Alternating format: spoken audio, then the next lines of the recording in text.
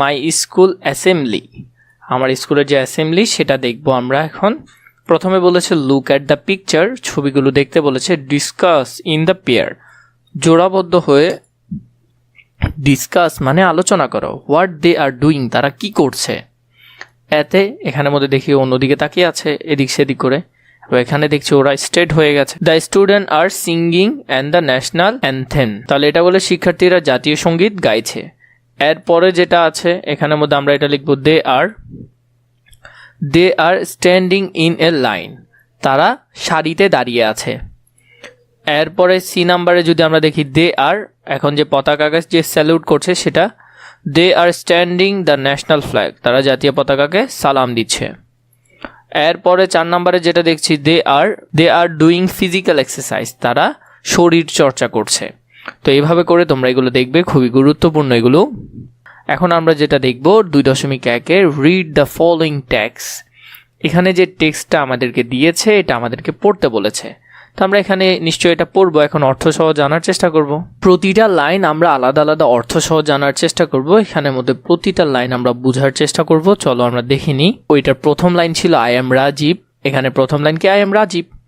I am in class 4, আমি রাজীব, আমি class 4th শ্রেণীতে পড়ি। I study at Azima government primary school in Chandpur, আমি চাঁদপুরের আজিমা গভর্নমেন্ট প্রাইমারি স্কুলে পড়ি।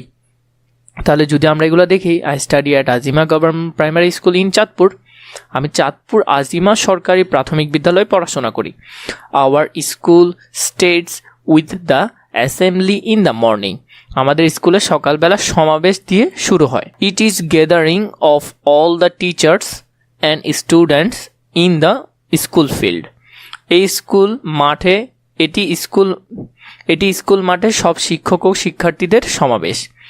Every class leaders the assembly for a week in turns, প্রতি শ্রেণীর যে দলনেতা থাকে 1 সপ্তাহ করে সমাবেশ পরিচালনা করে। প্রতিদিন সমাবেশের শুরুতে আমরা পবিত্র গ্রন্থ থেকে তেলাওয়াত বা পাঠ করি, আমরা কোরআন শরীফ বা ধর্মগ্রন্থগুলো পড়ি। Then we sing our national anthem, আমরা আমাদের জাতীয় সঙ্গীত and salute the national flag, তারপর আমরা জাতীয় সঙ্গীত গাই এবং জাতীয় পতাকাকে সালাম জানাই। We also repeat the oath after the assembly leaders, আমরা সমাবেশে নেতার পর শপথ বাক্য পুনরাবৃত্ত করি। ফাইনালি শেষে উই ডু ফিজিক্যাল এক্সারসাইজ, আমরা শারীরিক ব্যায়াম করি।